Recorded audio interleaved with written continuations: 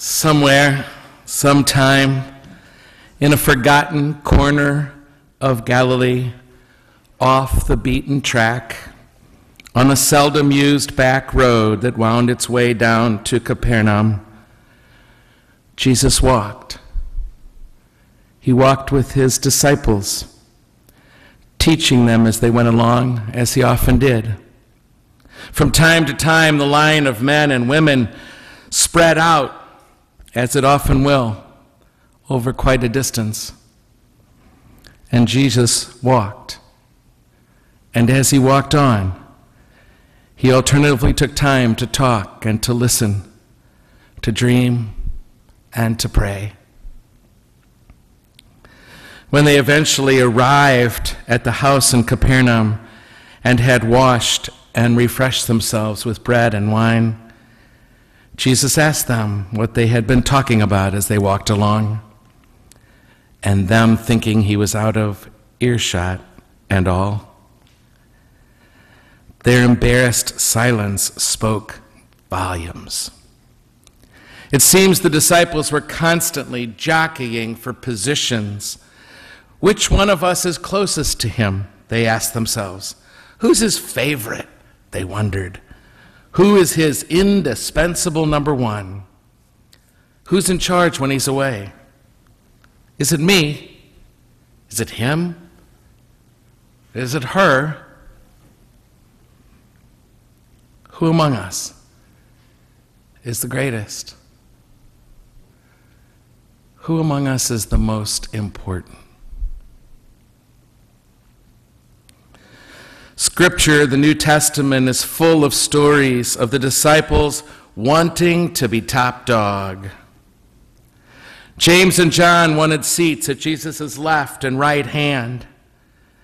Even their mother in Matthew's gospel asked the question, "So Jesus, which one of my sons are you going to take care of?" And of course it would be one of my sons, right, Jesus?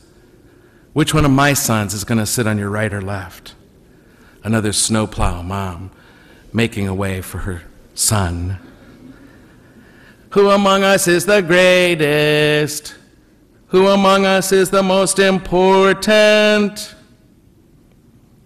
They chanted on and on like some playground game. Who among us is the most important?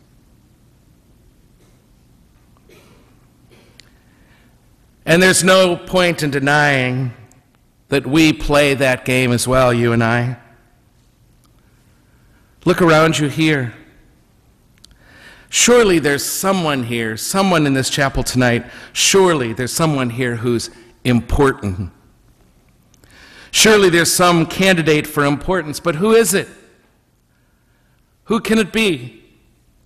And how do we recognize them and judge that they're important? Should we swap IQ scores and find the greatest mind in these pews tonight? Or just talk of our shoe sizes to find the best fit? Shall we go by age? Is it greater in this cutting-edge world to be old and full of years and perhaps wisdom? Or younger, sexier, with so much life ahead of you? Should we measure importance by income or by charitable giving? Should we look for obvious signs of moral character? I'll say, hands up if you've kept all 10 commandments your whole life.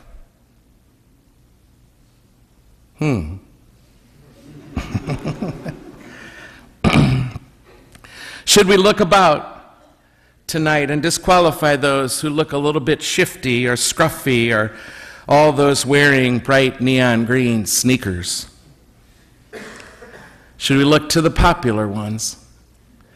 Are the popular ones the important ones among us? And who might they be? Shall we find out if anyone's been publicly honored here? How many have a trophy on their shelves, or a medal, or a badge? Are there any heroes here tonight? Still better, perhaps, can we claim to know or have ever met some A-list celebrity? Do we have any Facebook pictures of us with some great musician or writer or thinker, movie star? ...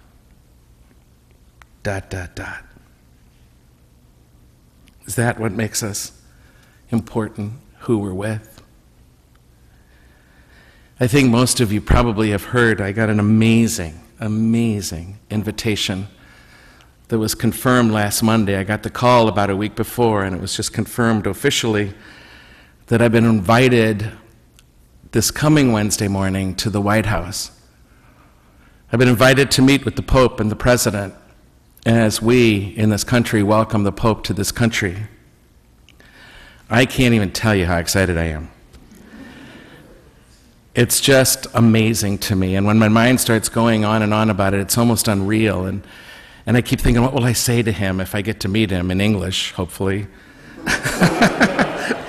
Though I have to say, several members of the community texted me Spanish questions this morning that I'm trying to memorize before I go to sleep tonight.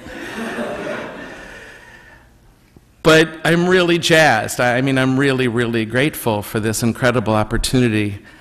And it feels like history, and I really hope that I'll be in the kind of place on 4 or so hours sleep that night to really sort of memorize the moment, you know? I want to memorize the moment because I want to remember it the rest of my life, all 10 years of it. Only kidding. I hope.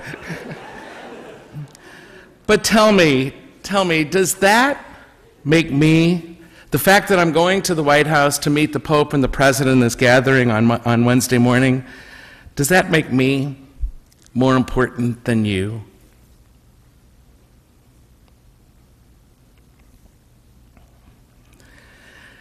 Donald Trump is not worth more than Gary Braun. And Gary Braun is not worth more than that beggar you passed on the corner today, standing out in the heat and the sun.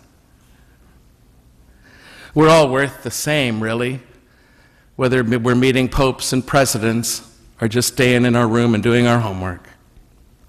We're all worth the same. Nobody is worth more than anybody, ever. All of us are important without exception. And that's the truth. And when we start to think like that, maybe we'll start to act like that. We have an old saying here at the CSC. We came up with it maybe 23, 24 years ago now. We hold these events, you know, and some of you come and some of you don't, and sometimes there's 5 there and sometimes there's 105 there. And as you probably know, when you have parties or whatever, you kind of hold your breath to see how many come, you know. But we made a rule. We did among the staff, that we're not going to count the students who come. We're going to make the students who come count, because they do. If one human being shows up, they count, and they are worth our time, and they are worth our attention. And isn't it true that who's ever standing in front of us, anyone standing in front of us at any point in the day, should feel like they are the most important person in the world to us in that moment? Because they are. They are.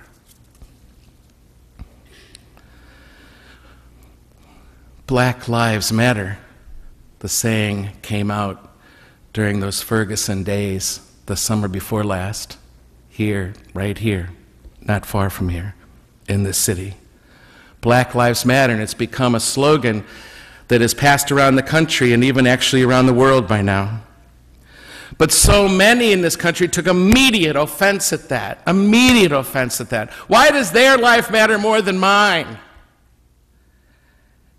But that statement should not offend us if we've been reading this gospel our whole life. It can't offend us anymore. You and I both know that black bodies throughout the history of this country have been mistreated, beaten, chained, whipped, imprisoned for nothing more than their life, nothing more than the color of their skins. Their black bodies have been abused and burned and hanged not by trial and jury, but even then too sometimes. But that slogan is about raising up a group that you and I and everyone truly knows has been disenfranchised and disempowered in this country, so that they know they are important. Why does it do something against us to say they matter? Why does it say to us that our lives don't matter if we're just trying to say that black lives matter? Why do we have to do that to ourselves? Why are we comparing importances? Why shouldn't we lift up those who've been the most disenfranchised and the least empowered? Why shouldn't we look at them? Because when we say they matter, then really it is the truth that all of us matter more. We who are many shades of white, we need to hear that line, Black Lives Matter, because that's exactly what Jesus did. He was essentially going around Galilee saying, prostitutes' lives matter. Poor people's lives matter. That shouldn't be a radical statement. That shouldn't make anybody mad. No one of many shades of white should feel cheated by the truth of that.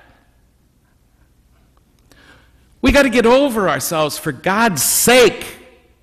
And I mean that literally. For God's sake, we better get over ourselves.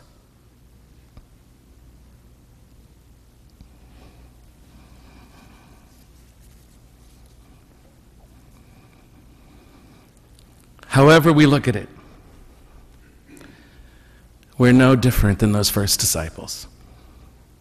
Seduced we are at some deep level of our being by the thought that we want to be great, that we are important, tempted by the prospect of promotions, therefore, recognition, therefore, advancement, preferment, or the lottery of good fortune that just might improve my zip code. And like those very first disciples, we're no better. And those early Christians, I have to add this. We inhabit a church. We inhabit a church that has an unhealthy preoccupation with rank and power, prestige and authority, that exactly mirrors the world around us, instead of reflecting the altogether upside down and topsy-turvy values of the reign of God.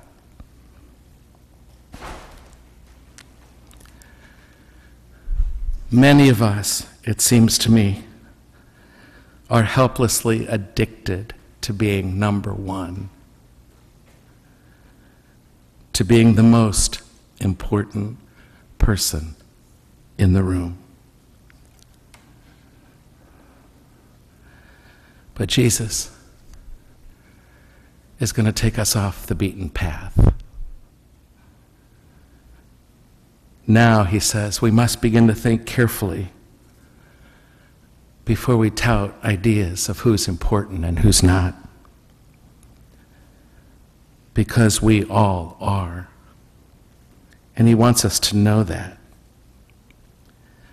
And there's nothing we have to do to earn our importance.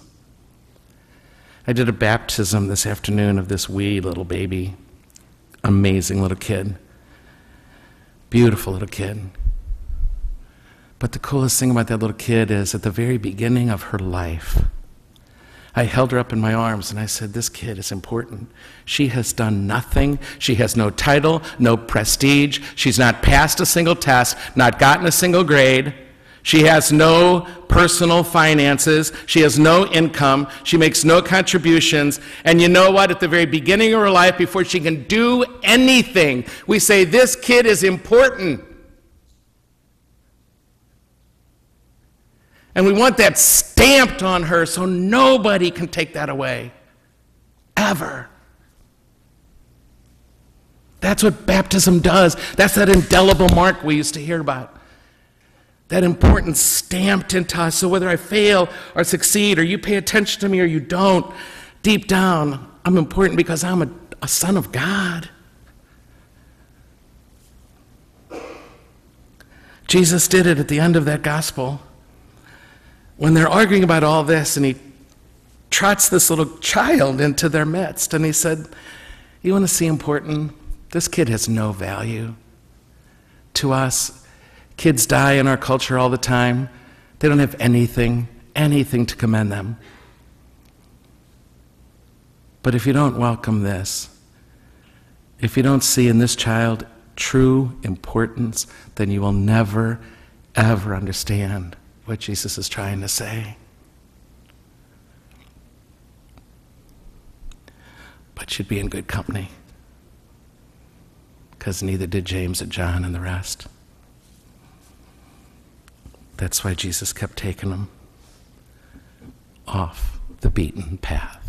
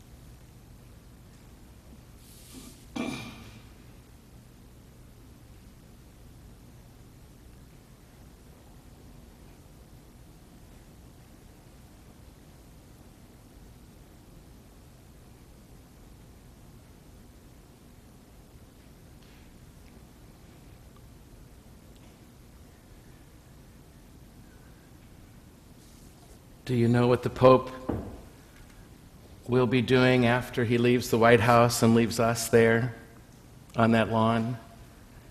He'll go into the inner city of D.C. and serve soup to the poor. There's some like 8 visits he's going to make when he's in our country to the poor. He keeps putting them in front of us. He won't let them be invisible. He won't. Because they're important.